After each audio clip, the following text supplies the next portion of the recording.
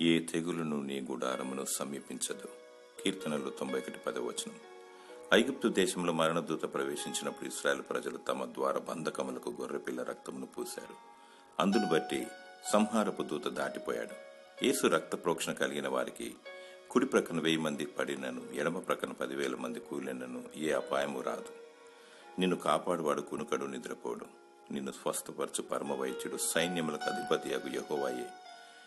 ఏ హృదయంలో, ఏ కుటుంబంలో స్తుతి ఆరాధన ఉంటుందో వారందరికీ ప్రత్యేకమైన భద్రత, దేవుని కాపుదల ఉంటుంది.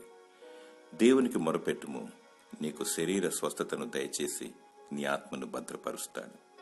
ప్రభు అయిన యేసుక్రీస్తు నీ పక్షాన ఉన్నాడు. అధైర్యపడకు, సర్వ రోగాల బారి నుండి నిన్ను తప్పిస్తాడు. దేవుని యందు విశ్వాసముంచుము. దేవుడు నిన్ను కాపాడి భద్రపరచునుగాక. ఆమేన్.